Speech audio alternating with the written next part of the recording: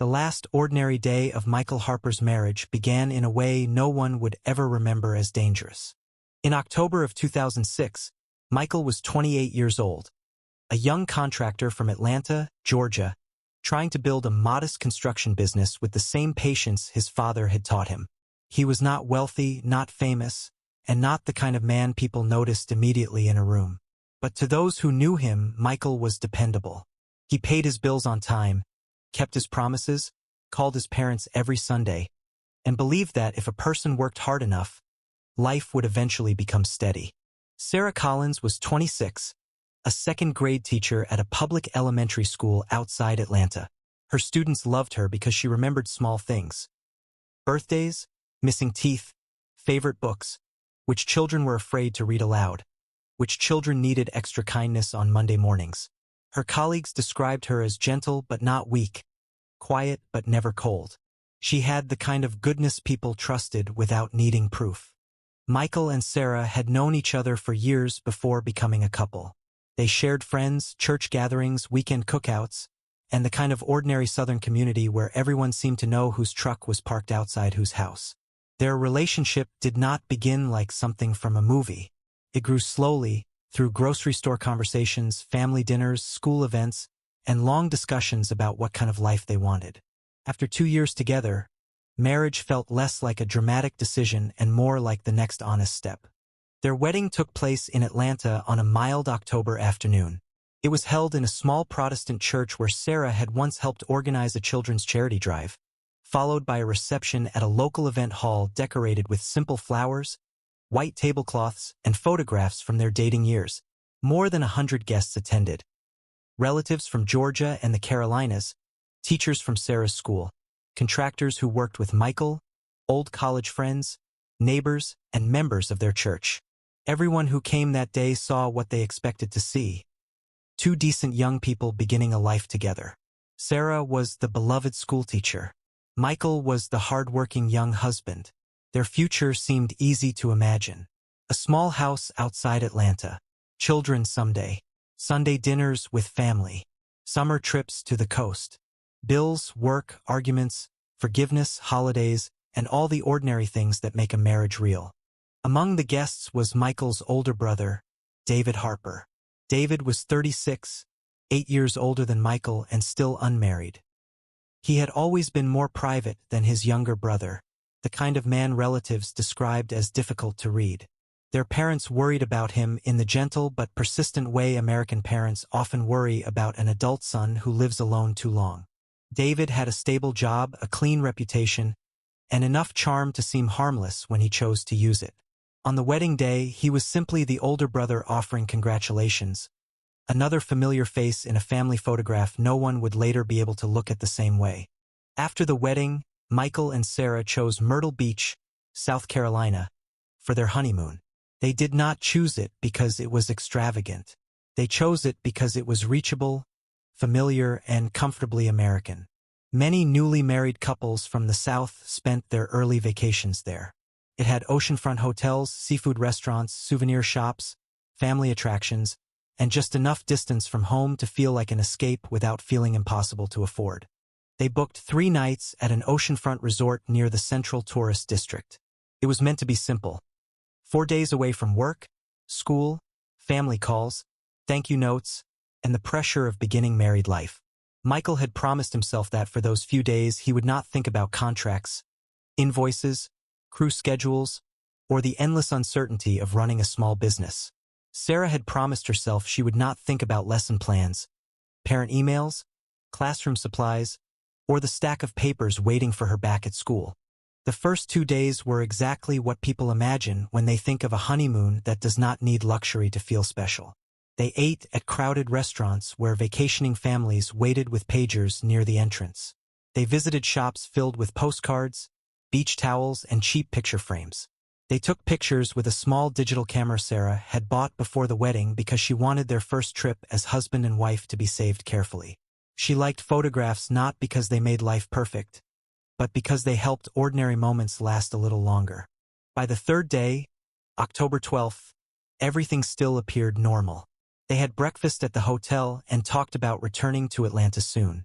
Their apartment was waiting. Wedding gifts still needed organizing. Sarah wanted to choose which thank you cards to send first. Michael was already thinking about a construction project scheduled for the following week, though he tried not to mention it too much.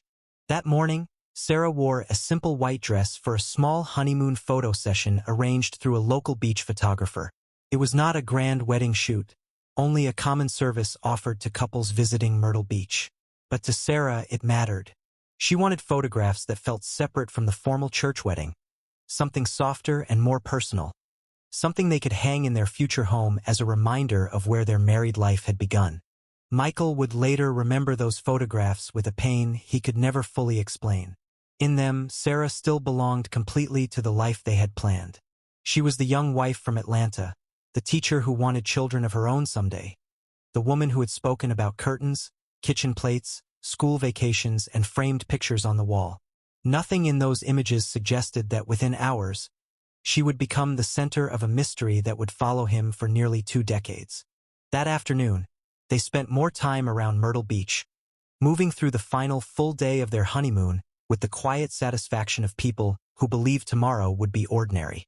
They bought small souvenirs, discussed what to bring home for Michael's parents, and talked about which wedding photographs their families would want printed. Sarah mentioned again that she wanted a large photo from the beach session for the living room in Atlanta. In the evening, they went to a well-known seafood restaurant popular with tourists. Sarah rarely drank much, but that night she had a few glasses of white wine. There was no argument, no visible fear, no sign of a plan falling apart. To anyone nearby, they would have looked like a typical newlywed couple at the end of a short beach honeymoon. Tired, content, and ready to return to the life waiting for them back home. A little after 9 that night, Michael and Sarah returned to their hotel. The day had been full but not unusual. Their bags were in the room. Their rental car was parked outside. Their new marriage, at least from the outside, was still untouched by disaster. In the room, they reviewed the photographs from the day. Sarah liked the beach pictures most. She talked about printing them, framing them, and placing them in the apartment they had prepared together. Michael listened as a husband who believed he had many years ahead to hear the same voice talk about small plans. Neither of them knew that those ordinary sentences would later become some of his last clear memories of her. Near midnight, Sarah said she had a headache. It did not seem alarming at first. The day had been long, the restaurant had been crowded, and the wine may have been more than she was used to. Michael checked with the hotel about finding medicine nearby, but at that hour most places in the area were already closed. Sarah decided rest would be enough.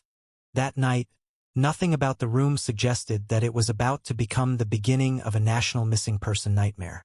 There was no broken door, no warning message, no obvious threat, no stranger waiting in the hallway, no sign that another life was pressing in on theirs from the dark edges of the past.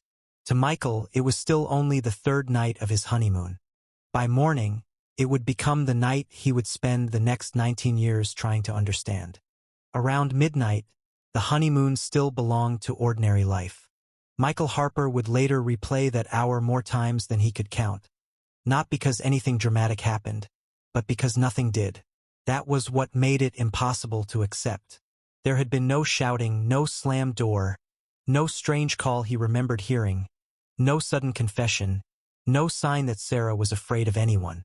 The room held the harmless remains of a newly married couple's final full day at the beach. Folded shopping bags, a restaurant receipt, the small digital camera Sarah had used all afternoon, and a stack of plans waiting for them back in Atlanta. Sarah's headache seemed minor at first. It fit the day too easily. They had been outside for hours, eaten late, talked too much, and she had drunk more wine than usual at dinner. Michael called the front desk to ask whether any pharmacy nearby might still be open. The answer was polite but unhelpful.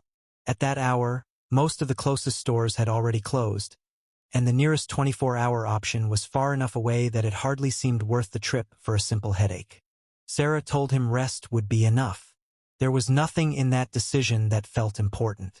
Couples make choices like that every day. A headache, a closed pharmacy, an early morning drive home soon, and the belief that sleep could solve what medicine could not.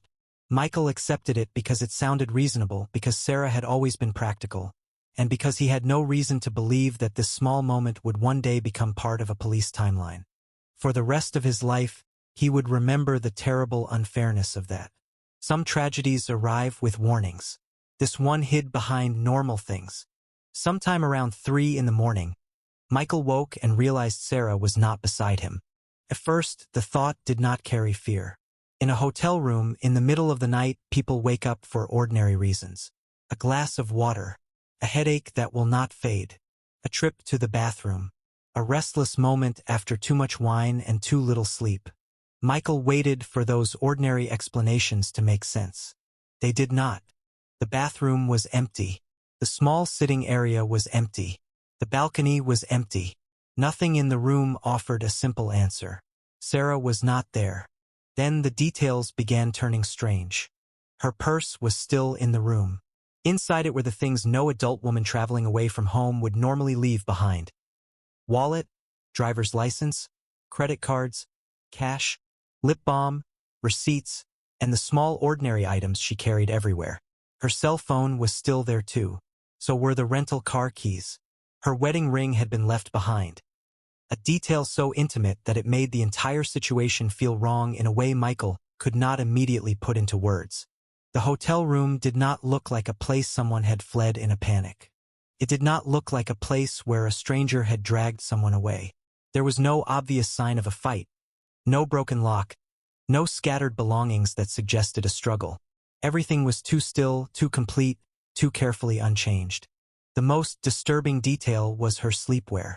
It was still in the room. That question would become one of the first questions investigators asked and one of the last questions Michael could ever stop hearing. If Sarah had left the room on her own, what had she been wearing? If someone had taken her, how had it happened without evidence? If she had walked out, why had the cameras not captured her? If she had not walked out, where had she gone? Michael contacted the front desk, and within a short time the hotel staff became involved. At first, the situation still carried the thin hope of misunderstanding. Maybe Sarah had gone to the lobby and someone had missed her. Maybe she was in another part of the building. Maybe she had become confused from the headache and wandered somewhere inside the resort. Maybe there was one simple explanation that had not yet been found. The search widened quickly through the hotel. The lobby, hallways, elevators, vending areas, restaurant space, pool area, service corridors, and parking lot were checked. Nothing connected to Sarah appeared. No guest reported seeing a young woman matching her description. No staff member remembered speaking with her after midnight.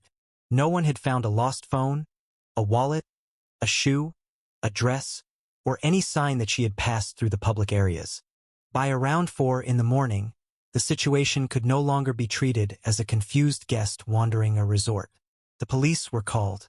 When officers arrived, the case began as a missing person report, but the circumstances immediately made it unusual. Sarah Harper was not a teenager who had run away from home. She was not someone traveling alone. She was a newlywed on her honeymoon, missing from a hotel room where her belongings remained untouched. Her husband had no record of violence, no visible motive, no immediate explanation, and no useful timeline beyond the fact that Sarah had been in the room before sleep and gone when he woke. The first hours mattered, and everyone knew it. Officers gathered the basic facts. Full name, age, height, recent clothing, health conditions, last known activities, alcohol consumed, emotional state, family contacts, and any possible reason she might leave voluntarily. Michael gave them what he knew. Sarah was 26. She was a teacher. She had no known enemies.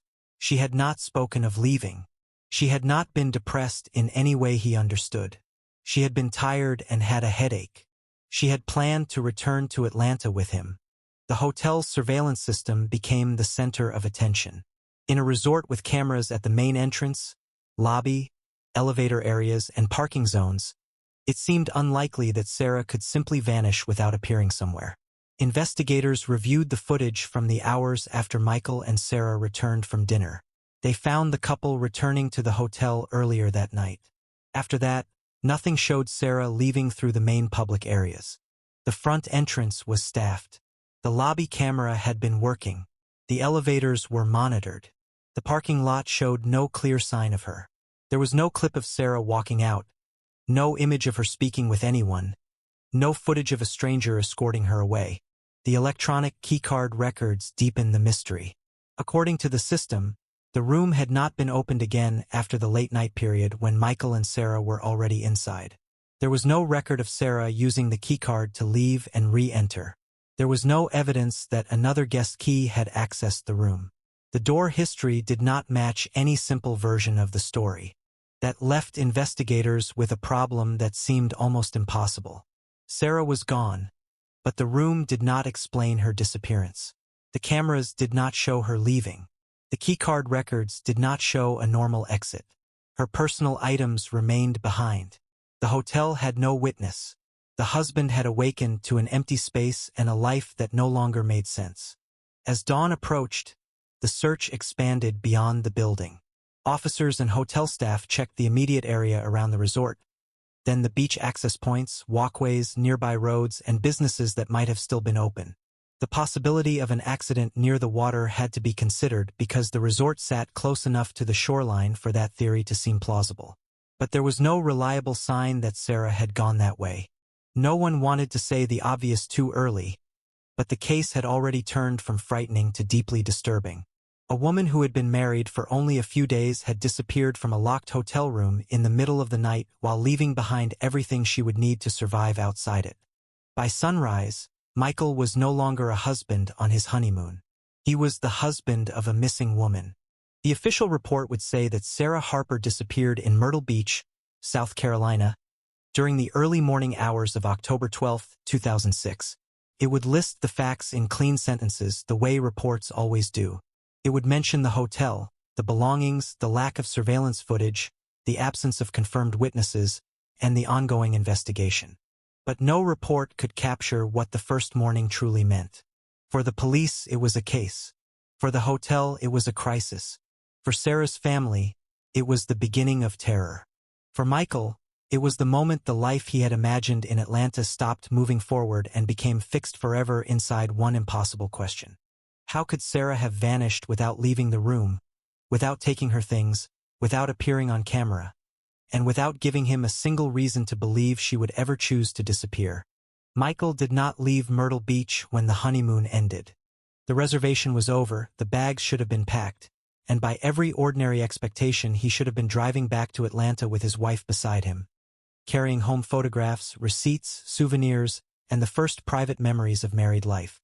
Instead, he remained in South Carolina with a police case number, a hotel room full of unanswered questions, and a name that began appearing on missing person flyers before his marriage had even settled into reality. The first days were treated with urgency. Local police continued reviewing hotel records, surveillance footage, guest lists, employee schedules, maintenance access logs, and every possible point of entry or exit connected to the resort. Officers spoke with guests who had stayed on the same floor, staff members who had worked overnight, restaurant employees, security personnel, taxi drivers, and anyone who might have noticed a young woman alone after midnight. The questions were direct and repetitive because they had to be. Had anyone seen Sarah Harper? Had anyone heard anything unusual? Had any vehicle left the property at a strange hour? Had any employee opened a service entrance? Had any guest reported something suspicious and then dismissed it? No answer changed the case. Sarah had been in the room with Michael late on the night of October 11th. By the early morning hours of October 12th, she was gone. Her purse, phone, wallet, identification, rental car keys, and wedding ring remained behind. The public cameras did not show her leaving. The room records did not show a normal exit. Those facts were repeated so often that they began to feel less like clues and more like walls. Search teams moved through the areas around the hotel and nearby beach access points. Volunteers joined when Sarah's disappearance reached local news. Her face was printed on flyers and posted in places tourists and workers might see. Convenience stores, gas stations, hotel counters, diner bulletin boards, beach shops, church entrances, laundromats, and roadside stops along the route out of town. The flyers used one of the recent photographs from the honeymoon because it was the clearest image available. That made the case even harder for strangers to ignore. Sarah did not look like an old cold case photo. She looked like a young bride whose life should still be happening. Michael stayed through it all. He answered the same questions from police, then from Sarah's parents, then from reporters, then from relatives who called because they had seen something online or on a local broadcast. He gave the same timeline again and again. Dinner, hotel, photographs, headache, front desk, sleep, waking up, empty room, belongings left behind. Every retelling made the facts sound more impossible, but there was nothing else to say. At first, investigators considered the possibility of an accident. Myrtle Beach was close to the ocean, and accidental drownings were not unheard of in coastal communities. If Sarah had become disoriented from a headache, alcohol, exhaustion, or some medical problem, perhaps she had left the room and wandered toward the water. It was a theory that gave people something simple to hold on to, because accidents require no villain and no hidden motive. But the theory collapsed under its own questions. Sarah had left behind everything she would normally carry. She had not been captured by the lobby cameras. There was no confirmed route from the room to the beach that explained the missing footage. No witness placed her near the water. No clothing, no phone, no personal item. No clear physical trace appeared where it should have if she had simply wandered outside. Michael rejected the idea almost immediately. Sarah was cautious. She was not the kind of person who would leave a hotel room alone in the middle of the night without shoes, keys, phone, money, or any reason. The second theory was abduction. It frightened everyone, but it also failed to fit cleanly. The hotel room showed no clear evidence of forced entry. The door records did not show an unknown key being used. There were no signs of a struggle that gave investigators a solid direction. No ransom call came. No threatening message arrived. No strange demand was made to either family. If someone had taken Sarah, that person had done so with terrifying precision, leaving behind almost nothing. That absence of evidence became its own kind of torment. In many cases, families fear what investigators find. Michael feared what they did not find. No blood, no broken lock, no footage, no body, no confession, no trace. Nothing strong enough to explain whether Sarah was alive, dead, taken, lost, hiding, or trapped inside a story no one yet understood. After nearly 2 weeks, police could not justify keeping Michael in Myrtle Beach as if an answer were about to appear. The official search did not end, but the first urgent wave began to thin. Leads slowed. Interviews repeated themselves.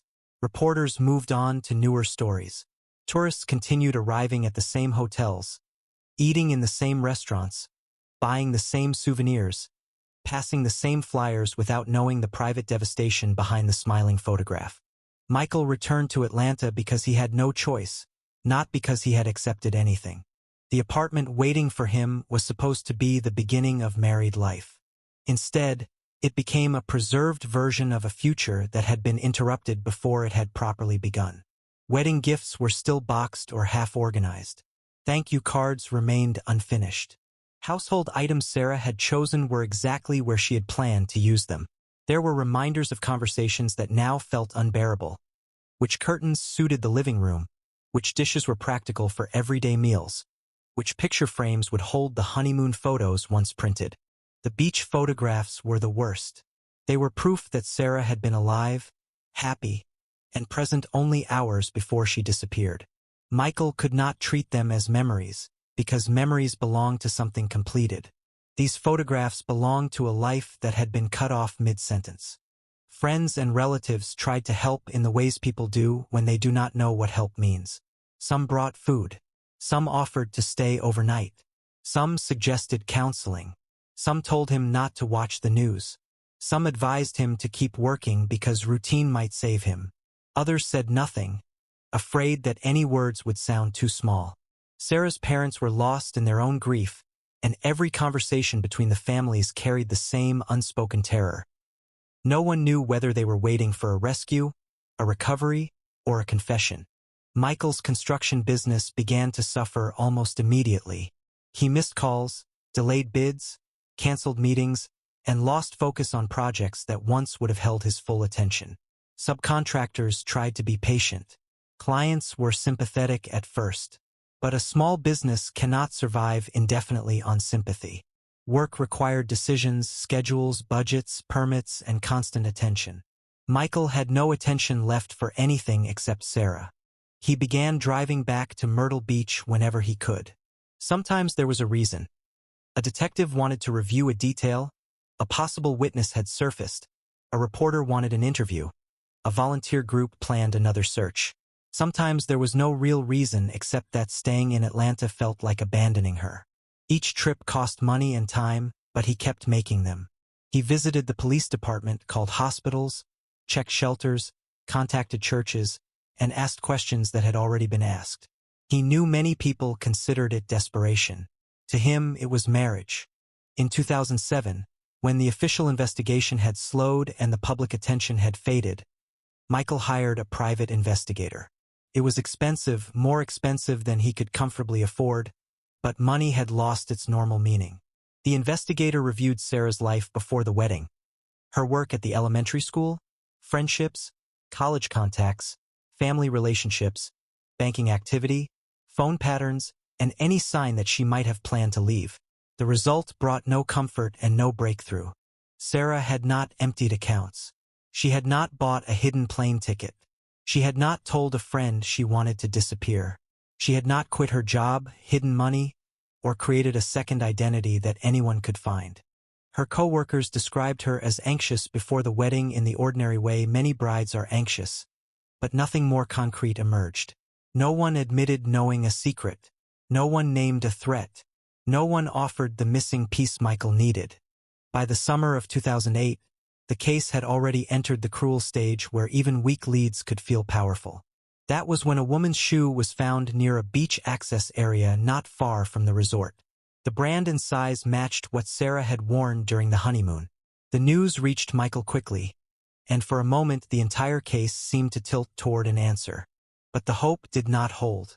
The shoe could not be confirmed as Sarah's. It had been exposed too long, handled too casually, and found without any surrounding evidence that tied it firmly to her disappearance. No second shoe appeared. No clothing was found nearby. No remains. No personal items. No new witness statement. No forensic results strong enough to change the investigation. The discovery raised the old accident theory again, but only as a possibility, not a conclusion. For Michael, that uncertainty was almost worse than a clear answer. If the shoe was Sarah's, then it might mean she had reached the beach. If it was not, then it was only another false object in a case already full of emptiness. Police could not build the truth around it. Michael could not ignore it. The result was another wound without closure. By the end of that summer, Sarah Harper was still missing. The public knew her as a honeymoon bride who had vanished from a Myrtle Beach hotel. The police knew her as an open case with too few usable facts. Her family knew her as a daughter, wife, teacher, and young woman suspended between hope and grief. Michael knew her as the person he had promised to love for the rest of his life. And because there was no proof that she was gone forever, he could not stop looking. Years passed, and the world slowly learned how to move on without Sarah Harper. That was the part Michael hated most. At first, everyone had spoken her name as if an answer might arrive any hour. Police officers called often. Reporters wanted updates. Volunteers asked where they should search next. Friends checked in constantly. Sarah's co-workers shared memories from school. People in Atlanta and Myrtle Beach passed around flyers, forwarded emails, joined online forums, and promised that someone somewhere had to know something. But time changes the way people speak about the missing. After the first year, Sarah's case was no longer breaking news. After the second year, strangers remembered it only when a local station aired a short anniversary segment. After the third, her name began to sound like part of a sad story people had already heard. The world did not become cruel all at once. It simply returned to its own concerns. Mortgages, school pickups, football seasons, job changes, graduations, illnesses, divorces, and ordinary American life moving forward in every direction except Michael's. The official investigation remained open, But open did not mean active in the way Michael needed it to be. The Myrtle Beach police still accepted tips. Detectives still kept her file. Her information remained in missing person databases.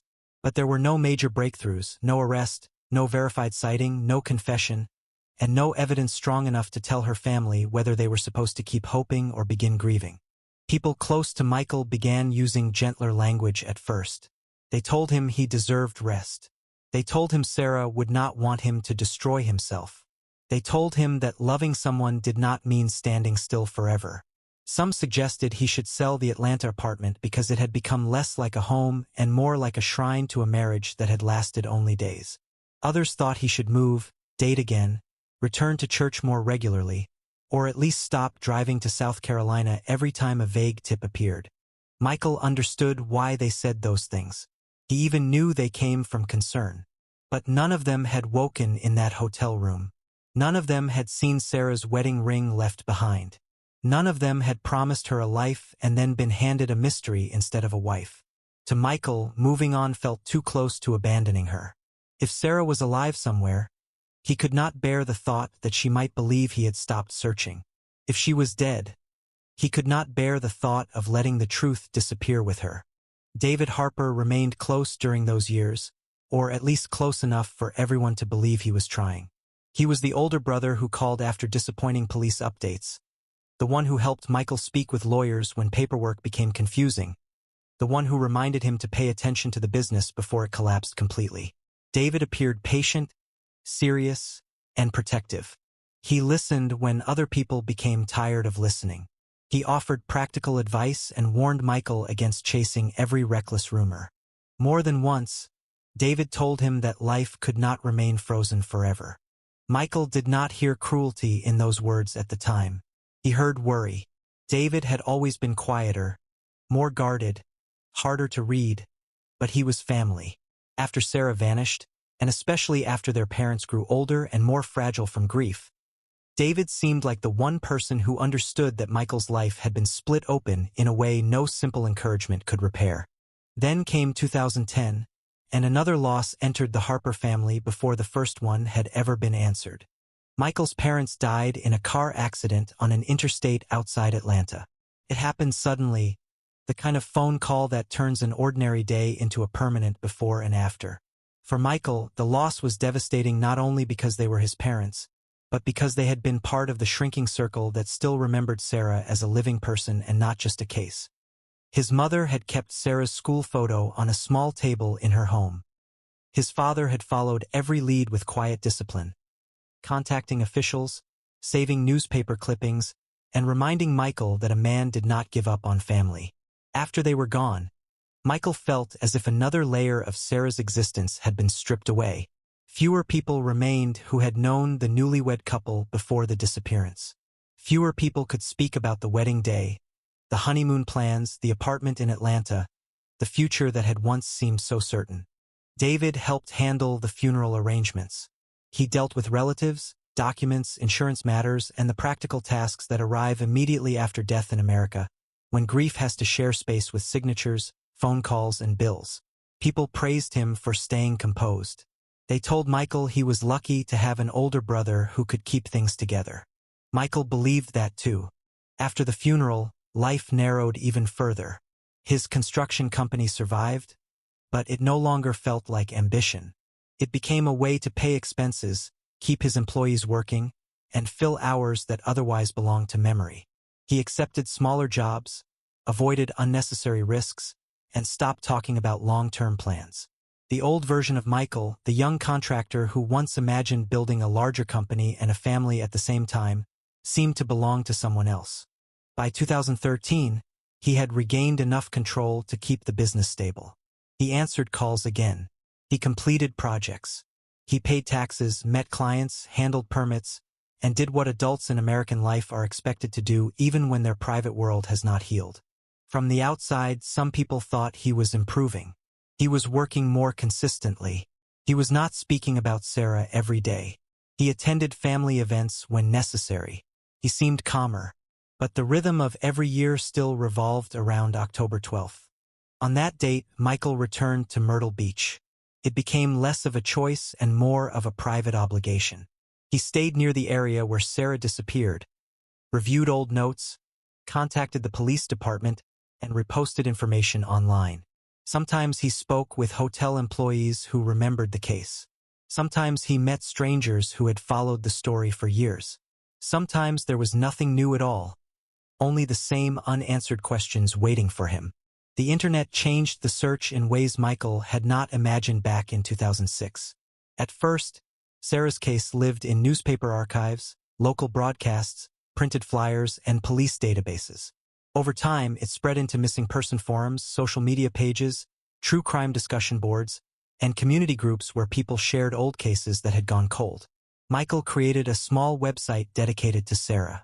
It included her name, age at disappearance, photographs, the Myrtle Beach timeline, contact information for investigators, and a carefully written message asking anyone with information to come forward. That website became both hope and punishment. In 2016, someone in Florida claimed to have seen a woman who looked like Sarah working at a grocery store. The woman was about the right age. She had a similar face shape, similar hair color, and a quiet manner that made the tip feel believable enough to check. Michael contacted authorities, then followed up himself when the process moved too slowly for his heart. The woman was not Sarah. In 2018, another tip came from Texas. A person thought Sarah might be living under a different name near Dallas. That lead also failed. Later came a possible sighting from Ohio, then another from North Carolina, then one from a bus station in Tennessee. Each time, the pattern repeated. Someone saw a resemblance. Michael allowed himself just enough hope to suffer. The woman turned out to be someone else. False leads did not simply disappoint him. They reopened the entire first morning. Every tip forced him to imagine Sarah alive, older, hidden, afraid, confused, or unwilling to come home. Then the truth would collapse again, leaving him with the same empty file and the same untouched question. By 2021, advances in DNA databases gave Michael another kind of hope. Law enforcement across the country had become better at identifying unidentified remains, and families of missing people were encouraged to submit or update DNA samples. Michael agreed immediately. Sarah's family cooperated as well. The goal was painful but necessary. Compare her family DNA with unidentified remains found across the United States. The results came back negative. There was no match, no confirmed body, no evidence that Sarah was among the unknown dead. For some families, a negative result might have brought relief. For Michael, it brought a more complicated burden. If Sarah was not among the dead who had been tested, then perhaps she was alive. But if she was alive, where had she been all these years? Why had she not called? Why had no record, no camera, no official document, no reliable witness ever brought her back to him? The pandemic years made everything harder. Travel became more difficult. Work slowed. Construction costs rose. Schedules became unpredictable. And Michael's small business struggled under delays and uncertainty. His annual return to Myrtle Beach was no longer simple. Even contacting offices and arranging follow-ups became slower. Yet the search did not stop. It moved even more online. Michael reposted Sarah's case across social media, missing person groups, and local community pages. He added updated contact information, newer age-progressed images created by volunteers, and a note asking people not to send rumors unless they had specific details. Near the end of 2024, after nearly 18 years of silence, a message arrived from someone who had known Sarah before the wedding. She had been a teacher at the same elementary school outside Atlanta, a colleague who remembered Sarah as kind, reliable, and more private than people realized. She had followed the case from a distance for years and had hesitated to contact Michael because she was not sure whether her memory meant anything. The message changed the shape of Michael's questions. According to the former colleague, Sarah had seemed unusually anxious in the months before the wedding. At the time, everyone assumed it was ordinary bridal stress. Many teachers were overwhelmed during the school year, especially those balancing classroom demands with wedding planning. But this woman remembered Sarah receiving private phone calls, stepping away from conversations, and looking troubled in a way that did not match simple wedding nerves. She also remembered Sarah once saying that getting married was supposed to make life clearer, but sometimes it made everything more complicated. The colleague did not know who Sarah had spoken to. She did not know whether there was another man, a family problem, a fear, or a secret. She had no proof of anything. But after years of thinking about the disappearance, she felt Michael deserved to know that Sarah may have carried a burden before Myrtle Beach. For the first time, Michael allowed a new possibility into the case. Maybe Sarah's disappearance had not begun in the hotel room. Maybe the truth had started months earlier in Atlanta, before the wedding, before the church, before the honeymoon photographs, before the headache, before the empty room. And if Sarah had been hiding something before she vanished, then the most painful question was no longer only what happened to her. It was whether someone close to Michael had known the answer all along. October 12, 2025, arrived like every anniversary before it, but Michael Harper felt the weight of it differently. 19 years had passed since Sarah vanished from the Myrtle Beach hotel room. 19 years since the honeymoon ended without a wife, without an answer, and without a body to bury. By then, Michael was 47. His hair had begun to show gray. His construction business in Georgia still existed, but it had never become the company he once imagined building. He had survived, paid his bills, kept employees working when he could, and maintained the appearance of a functional adult life. But beneath that surface, everything still traced back to one night in South Carolina. He had never remarried. People stopped asking about that after a while. In the early years, friends tried to introduce him to women from church, from work, from divorced parent circles, from neighborhood gatherings. Later, they stopped trying. Some thought loyalty had hardened into obsession. Others thought grief had become part of his identity. Michael never cared what name people gave it. To him, marriage had not ended. It had been interrupted. Every October 12th, he returned to the facts again.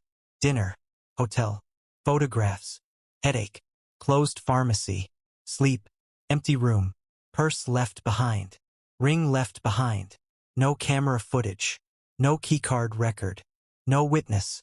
Those details had aged with him, but they had not softened. If anything, they had become sharper because each year proved how impossible the case still was. By 2025, Sarah's disappearance lived in several places at once. It lived in police records in South Carolina. It lived in missing person databases. It lived in old news clips uploaded to the internet. It lived in true crime forums where strangers debated theories without knowing the private damage behind every guess. And it lived on the small website Michael maintained. A plain page with Sarah's photographs, the timeline, contact information, and a message asking anyone with real information to come forward. That website had brought false hope more times than he could count. A woman in Florida, a woman in Texas, a woman in Ohio, someone at a bus station, someone at a grocery store, someone in a church parking lot. Every lead had briefly reopened the possibility that Sarah might be alive, only to collapse into mistake or coincidence. But the message from Sarah's former colleague in late 2024 had changed something inside him. For years, Michael had thought of the mystery as beginning in Myrtle Beach. Now he could no longer ignore the possibility that the real story had begun in Atlanta before the wedding. Sarah had been anxious. Sarah had received private calls. Sarah had seemed burdened by something she never told him. That knowledge did not give him an answer, but it changed the direction of the darkness. The room in Myrtle Beach was no longer the only place he searched in his mind. On the afternoon of the 19th anniversary, Michael received a call from a number he did not recognize. Unknown numbers rarely meant anything good anymore. Most were sales calls, wrong numbers, contractors, insurance reminders, or strangers who had found his website and wanted to share another uncertain sighting. He had learned to manage his expectations before answering. Hope could be dangerous when it arrived too easily. The voice on the line was older than the one in his memory, worn by time and fear, but the name came before doubt could protect him. The woman said she was Sarah Harper. For a moment, 19 years collapsed into a single impossible fact. Not a rumor, not a possible sighting, not a woman who looked like Sarah from behind. not a theory from an internet forum. A voice claiming to be the wife who had vanished before their marriage had even begun. She did not speak like someone looking for attention. She did not sound confused. She knew his full name. She knew details that had never been widely publicized, including small details from the hotel room and the last conversation about the beach photographs. She knew about the headache. She knew about the call to the front desk. She knew what she had left behind. It was Sarah. The recognition did not come as joy first. It came as shock so deep it seemed to stop every other emotion from forming. For 19 years, Michael had imagined hearing her voice again. In those imagined moments he had pictured relief, gratitude, answers, maybe even anger. But reality was stranger.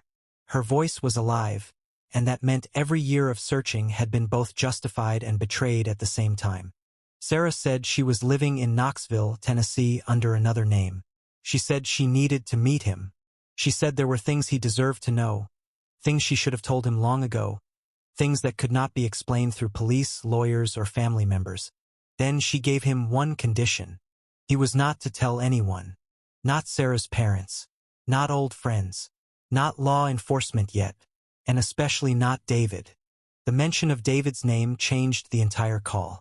Until that moment, Michael had been suspended between disbelief and the raw possibility that his wife was alive. But when Sarah warned him not to tell his brother, the missing years suddenly gathered around a new center. David had been there through everything. David had helped with searches, funerals, legal calls, police updates, and long anniversaries. David had listened while Michael broke down over leads that went nowhere. David had stood beside him as the only close family left after their parents died. If Sarah feared David knowing she had called, then David was not simply Michael's brother in this story. He was part of it.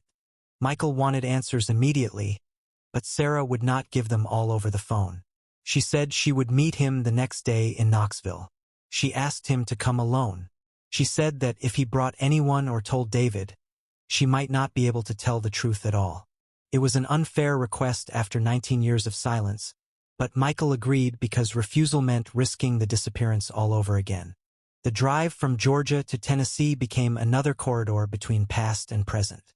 Michael had traveled so many times for false leads that he knew how hope could humiliate a person. But this was different. The call had not come from a stranger reporting a resemblance. It had come from Sarah herself. The woman who had vanished from his honeymoon was not only alive. She was close enough to reach by phone, close enough to ask for a meeting, close enough to destroy every version of the story he had carried for nearly 2 decades. The meeting took place in Knoxville, in a quiet public place chosen by Sarah. She was no longer the 26-year-old teacher from Atlanta whose honeymoon photographs had been printed on flyers and websites. Time had done what time does. The young bride in the white dress was gone, replaced by a woman who had lived too long with fear, secrecy, and regret. But Michael knew her, not as clearly as memory wanted, not as simply as love once had, but enough. Sarah did not begin with excuses. She began with apology. She said she was sorry for the years, for the silence, for letting him search, for letting him suffer, for letting their families grieve without truth. She said she had thought about calling thousands of times, and each time fear had won. She said there was no way to make what she had done understandable, only a way to finally make it true. Michael needed the one answer that had shaped his entire life since 2006. Why had she disappeared? Sarah said the truth had begun months before the wedding. About 6 months before she married Michael, she had become emotionally involved with David. At first, she had gone to him because she was anxious about marriage. Michael had been busy trying to keep the construction business steady. Sarah had been overwhelmed by school, wedding planning, expectations from both families, and the quiet fear that she was stepping into adulthood faster than she understood. David listened. David seemed calm. David knew Michael well enough to make his advice feel safe. That false safety became the beginning of the betrayal. Sarah admitted the relationship crossed a line that should never have been crossed. It was not a misunderstanding. It was not one conversation taken the wrong way. It was a secret that grew inside the family while everyone else prepared for a wedding. She said she had planned to end it. She said she believed marrying Michael would force her life back into the right shape. She said she convinced herself that silence would protect everyone. Then came Myrtle Beach. During the honeymoon, Sarah realized she was pregnant. The timing made everything unbearable. She did not know whether the child was Michael's or David's. The joy that should have belonged to the first days of marriage became terror. If the baby was Michael's, then she had nearly destroyed a good man for nothing. If the baby was David's, then the truth would ruin two brothers, both families, her job, her name, and the child's future before that child was even born. Sarah said fear took over everything. She did not think clearly. She did not think honestly. She only saw shame, scandal, and a future in which every person she loved would hate her. David, already aware of the pregnancy, offered a way out.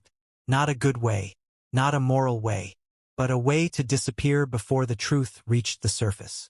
That was when Michael understood that the mystery he had lived inside for 19 years had never been a random tragedy. It had been a decision, a human decision, a selfish decision, a secret protected by the two people whose betrayal he had never suspected. Sarah had not been taken by a stranger. She had not been lost to the ocean.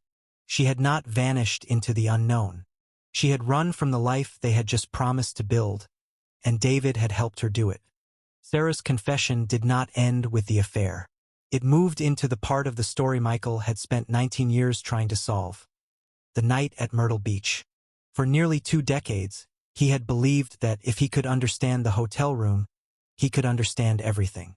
The missing camera footage, the untouched purse, the wedding ring, the phone, the keycard records, the absence of witnesses, the strange feeling that Sarah had disappeared without passing through any normal path available to a guest. Now Sarah gave him the answer, and the answer was worse than mystery. She had not vanished by accident. She had not wandered into danger. She had not been taken by a stranger. Her disappearance had been arranged, not perfectly, not professionally, but carefully enough to fool everyone who loved her. David had come to Myrtle Beach during the honeymoon. He had known where Michael and Sarah were staying because the family knew their travel plans. Everyone knew. There had been nothing secret about it. The hotel, the dates, the drive from Atlanta, the plan to return home after the 4th day, these had all been ordinary details shared casually with parents and relatives before the wedding.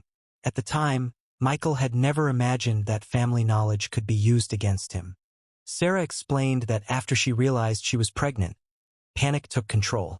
She had already been carrying guilt from the secret relationship with David. The pregnancy made the guilt impossible to contain. She did not know whether the baby belonged to Michael or David, and that uncertainty became the center of everything. Every hour of the honeymoon felt false to her. Every picture, every meal, every conversation about their new apartment in Atlanta became harder to bear. David was the person she contacted.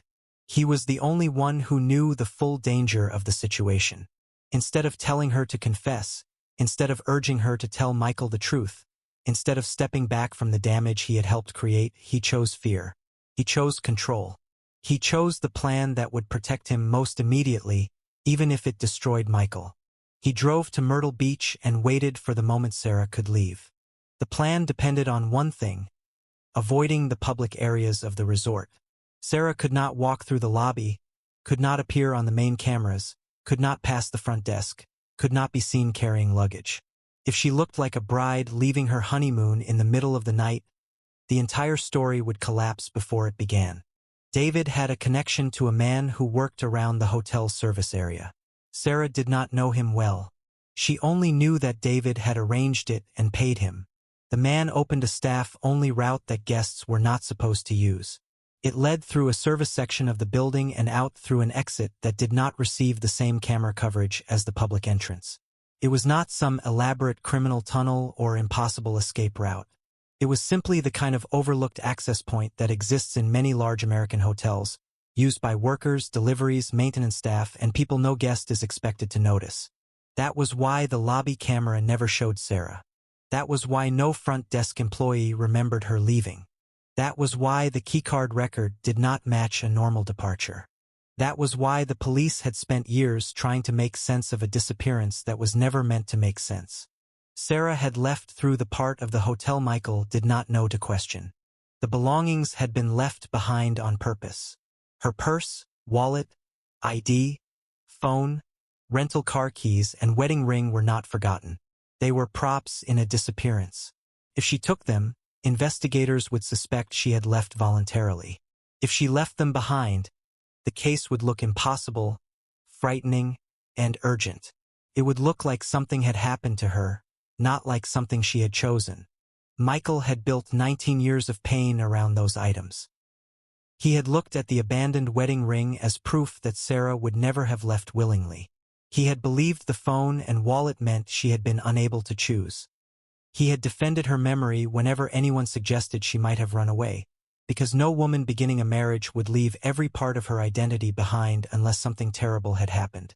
Something terrible had happened, but it had not happened to Sarah alone.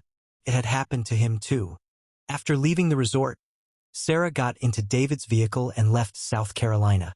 She did not go home to Atlanta. She did not contact her parents. She did not call police. She became, in the official language of the country, a missing person. But in reality, she was alive, hidden, and beginning another life under another name. David helped her reach Tennessee. At first, the arrangement was chaotic, built on fear rather than a clear future. Sarah needed housing, money, medical care, and eventually a way to exist without using the identity that had already been reported missing. David supplied money and connections, not openly, not generously, but enough to keep the secret moving forward.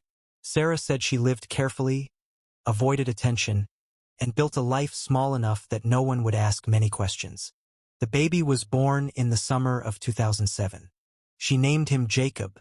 For Michael, the name struck differently from every other part of the confession. Until that moment, the child had been an abstract possibility, a consequence of betrayal. But a name made him real. Jacob was not a secret on paper. He was a person. He had grown up, gone to school, learned to read, made friends, filled out forms, asked questions, and lived his entire life in the shadow of a lie he had not chosen. Sarah explained that Jacob's documents had been handled through a web of half-truths and omissions. She had used a different name in Tennessee. The father's information was left unclear or managed through paperwork that kept the past buried. It had not been clean. It had not been easy. But for years, it worked because Jacob was a child and children trust the adults who raised them. David helped for the first several years. He sent money. He made sure Sarah had enough to stay hidden. But he never stepped fully into the role of father because he did not know whether Jacob was his son. That uncertainty, which should have forced the truth into the open, instead became another reason for silence. Sarah did not know. David did not know. Michael did not even know the boy existed. As Jacob grew older, the lie became harder to maintain. When he was young, vague answers were enough. His mother could say his father was complicated, absent, gone, part of a painful past. But adolescence changed the questions. Jacob wanted specifics. He wanted a name. He wanted medical history. He wanted to understand why his paperwork never seemed as simple as his friend's paperwork. He wanted to know why his mother avoided certain topics with the same tired fear every time. By the time Jacob reached his senior year of high school, the truth could no longer be managed with silence. College applications, financial aid forms, identification documents, family history, and questions about legal records all pushed against the life Sarah had constructed. In modern America, a person can hide from neighbors for years, but it is much harder to hide from documents, databases, deadlines, and institutions that require every box to be filled. That was why she had called Michael. Not because courage had suddenly arrived. Not because guilt alone had finally matured into honesty. She called because her son needed a future that was not built entirely on falsehood. Jacob wanted to know who his father was, and Sarah could no longer pretend she had the right to keep that from him. Michael listened to that explanation with a kind of grief that had no single shape. Part of him was furious that Sarah had waited until paperwork forced her hand. Part of him was sickened that David had bought 19 years of silence with money and cowardice. Part of him felt the old love for Sarah struggling against the new truth about what she had done. And beneath all of it was the question that now mattered more than any other. Was Jacob his son? Sarah could not answer. She had lived 19 years without knowing. She had watched Jacob grow up while carrying two possible truths inside the same lie. She said there were moments when he reminded her of Michael and moments when she feared he resembled David. She had avoided testing because the answer would force consequences she was not ready to face. Michael asked to meet him. Sarah hesitated, not because Jacob did not deserve the truth, but because truth was now larger than any of them. Meeting Michael meant Jacob would have to learn that his mother had once been a missing woman, that another man had searched for her for nearly 2 decades, that his possible father had been denied his existence, and that the family story he had been given was not simply incomplete but deliberately false. Still, there was no honest path left without him. A week later, Michael met Jacob in Knoxville.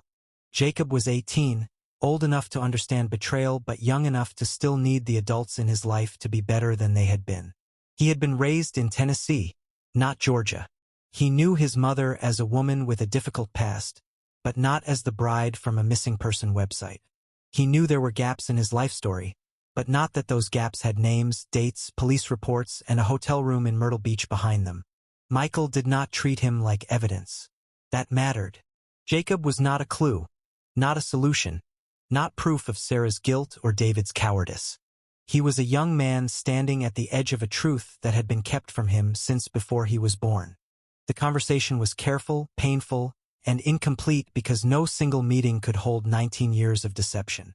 Jacob learned enough to understand why Michael was there. He learned that his mother had once been married to him. He learned that there was uncertainty about his father. He learned that a DNA test could answer the question everyone had avoided. Jacob asked for the test because he needed the truth more than comfort. Michael agreed because, after 19 years, he finally understood that truth was the only thing left strong enough to build anything on. The test was completed within days. The waiting period was short compared to the years Michael had already lost, but it carried a different kind of pressure. This was not another tip from a stranger, not another possible sighting, not another unidentified remain waiting to be ruled out. This was the answer to whether Michael had been a father all along without knowing it. When the result came back, it changed the entire meaning of the past. Jacob was Michael's biological son. For a moment, the years did not become less painful, but they became less empty. The boy Sarah had hidden was not David's child. He was Michael's. The life taken from him had not only included a wife. It had included a son. That truth did not erase betrayal. It did not excuse Sarah. It did not absolve David. It did not return Jacob's childhood to the father who should have known him. But it gave Michael something the disappearance had denied him for 19 years. Not closure. Not peace. A reason to keep living forward. The DNA result did not heal Michael Harper. It only changed the shape of his pain. For 19 years, he had lived as the husband of a missing woman. He had carried Sarah's name through police stations, news interviews, missing person databases, private investigators, false sightings, anniversaries, and empty holidays. He had built his life around the belief that his wife had been taken from him by something unknown. Now the unknown had a name, a motive, and a family connection so intimate that it felt almost impossible to accept. Jacob was his son. Those 4 words divided Michael's life again. The first division had happened in Myrtle Beach in 2006, when Sarah disappeared. The second happened in 2025, when the DNA report proved that the 18-year-old young man raised in Tennessee was not David's child. Not the symbol of the affair Sarah had feared, but Michael's own son. For a moment, the betrayal became even crueler. Michael had not only lost a wife, he had lost the first 18 years of his child's life.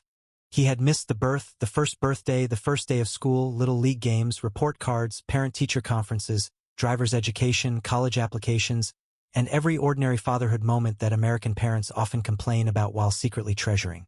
He had spent years driving to Myrtle Beach, searching for Sarah, while his son was growing up in another state under a life built from silence.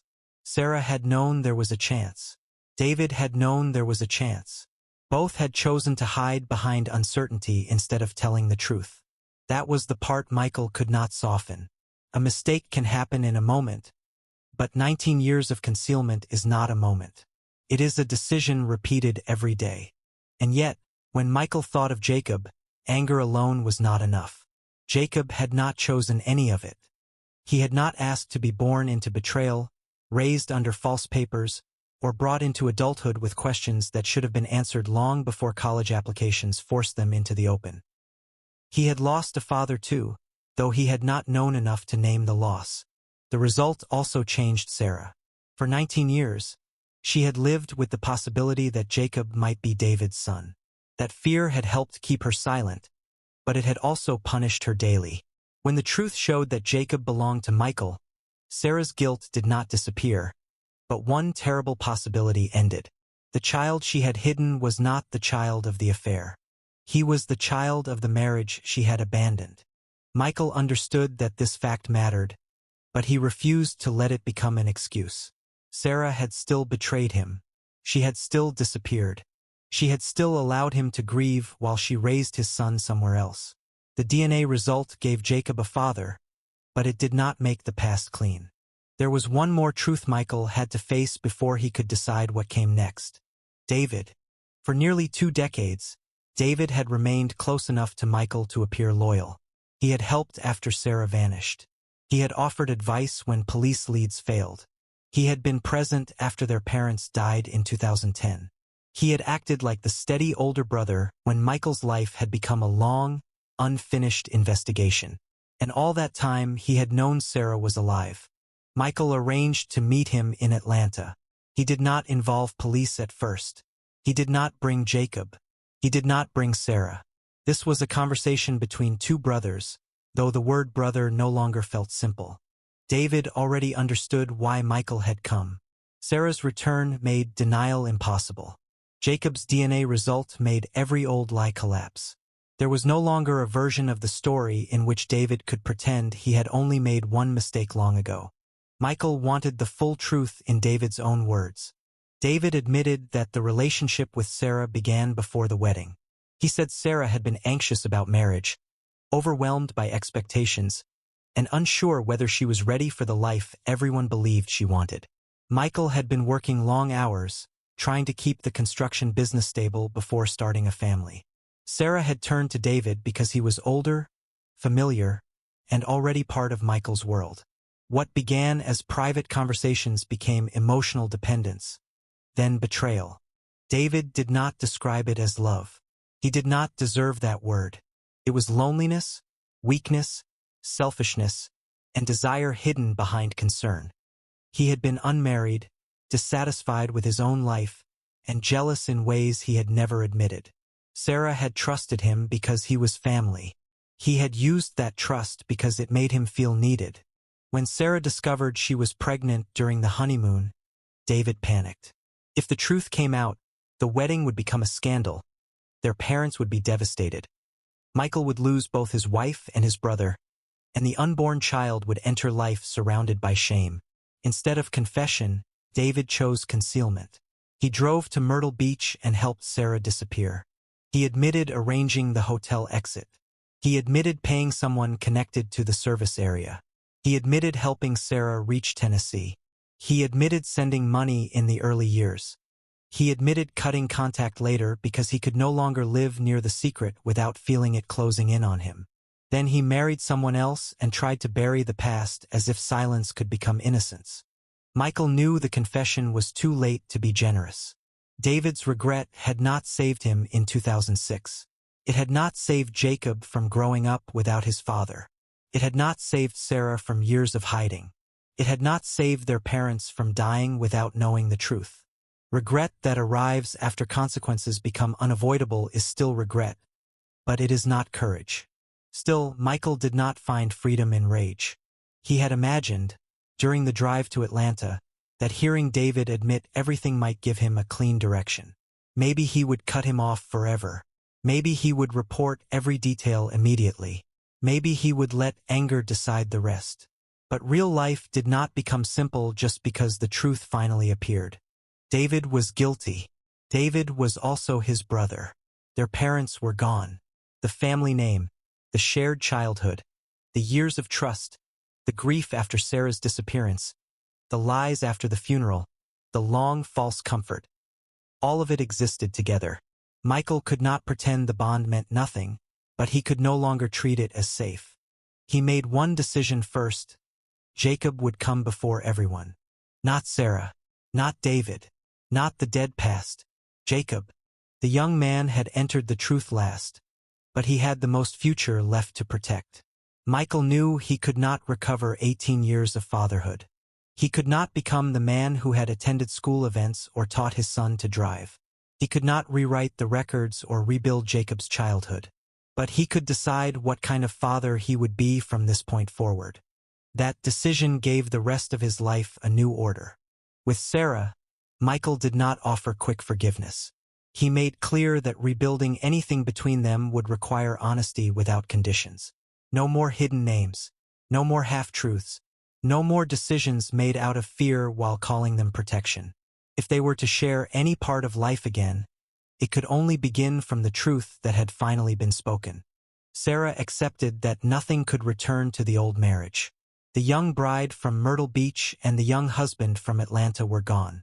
What remained were older people carrying consequences. They could not restart from 2006. They could only begin from 2025, with Jacob at the center and the truth no longer buried. With David, Michael chose distance. Not a dramatic public severing, not a performance of forgiveness, not a return to brotherly trust. Distance. David would not be part of decisions about Jacob. He would not be welcomed back into Michael's private life as if confession had repaired what deception destroyed. The relationship was not entirely ended, but it was no longer protected by family loyalty alone. That was the hardest part for Michael to accept. Forgiveness, if it ever came, would not mean restoration. Some things could be forgiven without being rebuilt. Some people could be released from hatred without being trusted again. In the weeks that followed, Michael began spending time getting to know Jacob as a person rather than as the answer to a mystery. Jacob was not simply Michael's lost son. He was a young man shaped by Tennessee, by his mother's secrecy, by questions he had carried for years, and by the shock of learning that a missing person case was part of his own birth story. He had his own opinions, doubts, anger, and need for space. Michael understood that fatherhood now required patience, not possession. The choice to begin again with Sarah and Jacob did not come from weakness. It came from the recognition that the past had already taken enough. If Michael allowed betrayal to define every remaining year, then David's lie would still control him. If he allowed bitterness to stand between him and Jacob, then the lost years would multiply into more lost years. So Michael chose a future that did not excuse the past but refused to be buried with it. He chose his son. He chose truth. He chose the possibility that a family, even one broken by betrayal, could still be rebuilt slowly if every person left inside it stopped hiding. By the spring of 2026, Michael Harper understood that a life could begin again without ever becoming innocent. There was no clean return to what had been lost. No apology could restore the years when Jacob had learned to walk, read, ride a bike, apply for his first part-time job, or think about college without knowing his father's name. No confession could erase the nights Michael had spent believing Sarah might be dead. No family meeting could make David trustworthy again. The truth had arrived, but it had not arrived gently. It came late, carrying damage that could not be placed neatly behind them. Still, Michael refused to let the rest of his life belong entirely to the lie. He, Sarah, and Jacob began building a new life near Chattanooga, Tennessee.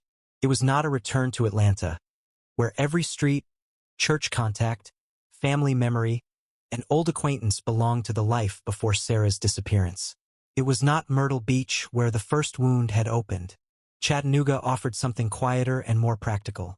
Enough distance from the past to breathe, close enough for Jacob's college plans, and ordinary enough that they could live without turning every day into a public explanation.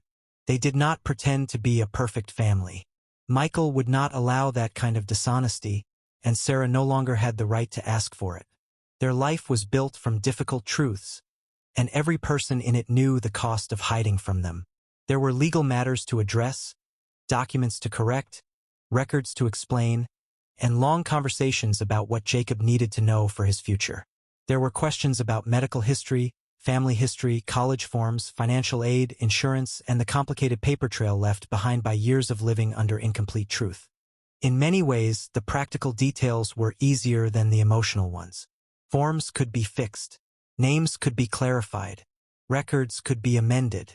But trust did not change because a document changed. Trust had to be rebuilt slowly, in repeated choices, in the absence of new lies, in the willingness to answer painful questions without becoming defensive or disappearing again. Michael learned that fatherhood at 48 was not the same as fatherhood at 29 would have been. He could not enter Jacob's life as if nothing had happened. Jacob was not a child waiting to be claimed. He was an 18-year-old young man who had already formed habits, opinions, loyalties, fears, and private wounds of his own. Michael could offer love, support, honesty, and time, but he could not demand closeness simply because biology had finally confirmed what should have been known from the beginning. That became Michael's first real lesson as a father. Love could be offered, but trust had to be allowed to arrive on its own. Jacob carried the truth with more maturity than anyone had a right to expect from him, but that did not mean he was untouched by it. He had grown up believing his life story was complicated but manageable. Now he had to understand that his mother had once been a missing woman, that his father had searched for her for 19 years, that his uncle might once have believed he was his son, and that nearly every adult involved had failed him in some way before he was even born. Some days Jacob wanted answers. Other days he wanted distance from the entire subject. He began college with a burden most students around him could not imagine. While they worried about dorm assignments, tuition, majors, roommates, and weekend jobs, he carried the knowledge that his identity had been shaped by fear and silence. Yet slowly, he also began to understand something else. He was not responsible for the choices that created his past. His life did not have to become a punishment for the failures of adults. Michael respected that. He did not force the role of father into every conversation. He paid attention to what Jacob needed rather than what his own lost years demanded. He helped with college expenses, showed up when invited, answered questions honestly, and accepted that some parts of fatherhood would begin awkwardly. He had missed the beginning, but he chose not to miss what remained. Sarah's place in the family was more fragile. She had lived for years by hiding, and now she had to learn how to live by telling the truth. The change was not simple. For so long, survival had meant avoiding questions, controlling information, and keeping the past sealed away. Now survival meant the opposite. It meant admitting what she had done, accepting that forgiveness could not be requested on a schedule, and understanding that guilt did not entitle her to comfort. She did not ask Michael to forget. She knew forgetting would have been another kind of lie. Instead, she tried to live in a way that no longer required anyone else to carry the weight of her fear. She accepted that the woman Michael had married in 2006 no longer existed, and that the man who stood before her in 2026 was not the young husband she had left behind. Whatever they became now would have to be built from honesty, not memory. David remained at the edge of their lives. Michael did not invite him into the new family they were trying to build. He also did not spend every day feeding hatred. That surprised some people when the truth eventually became known within the family circle. There were relatives who believed Michael should cut David off forever. Others believed blood should eventually overcome anything. Michael listened to neither side completely. He had learned too much about the danger of simple answers. David was still his brother, but he was no longer a safe place. That distinction mattered. Michael did not pretend that family loyalty erased betrayal. He did not allow David to approach Jacob as if he had a right to explain himself on his own terms. He did not allow old memories to cancel out 19 years of deception. At the same time, he refused to let David remain the center of every decision. The lie had already taken enough from him. He would not let anger become another form of captivity. By late 2026, life had become quieter, though never easy. Michael continued working in construction, taking projects that gave him stability rather than chasing the restless ambition of his younger years. Sarah found work connected to education, though not in the same way as before. Jacob settled into college life, slowly making friends who knew only the version of him he chose to share. Their household was not defined by constant dramatic reconciliation. Most days were ordinary, and ordinary had become precious. Bills were paid. Meals were planned. College deadlines were tracked. Holidays were negotiated carefully. Some traditions were avoided because they hurt too much. New ones were made because a family cannot live only by managing pain. There were moments when the past returned without warning, but there were also moments when the future felt larger than the damage behind them. Every October 12th, they returned to Myrtle Beach. At first, Jacob did not understand why Michael would want to go back to the place where everything had broken. Sarah feared the date for reasons she could never fully excuse. For Michael, the return was not about reopening the wound.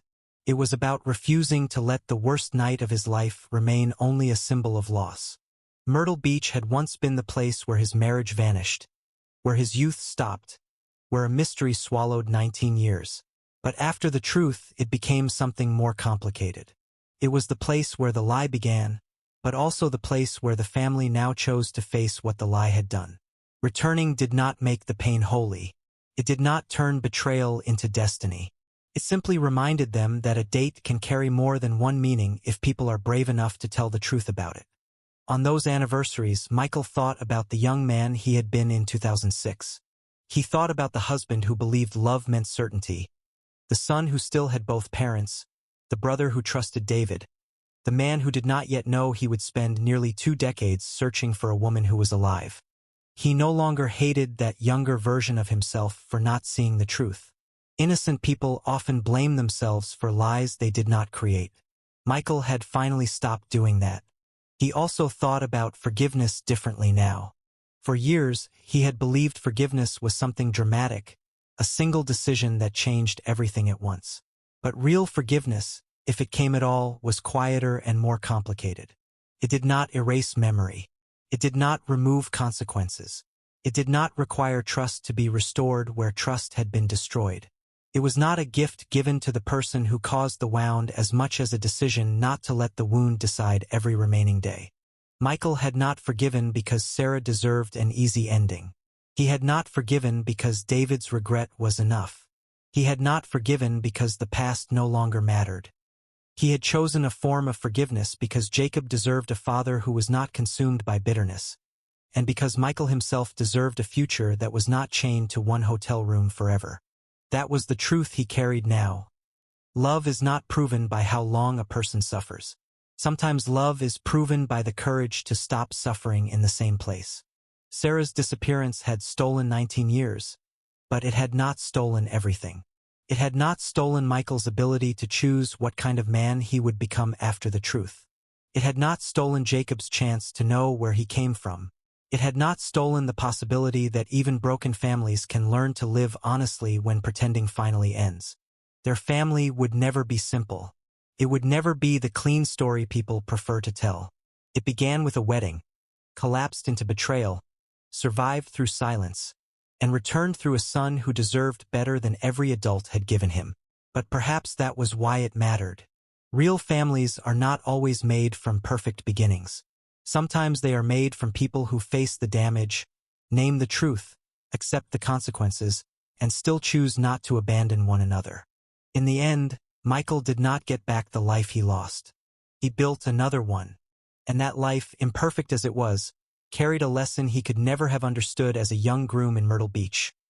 The truth may arrive late, love may return wounded, and forgiveness may never make the past right.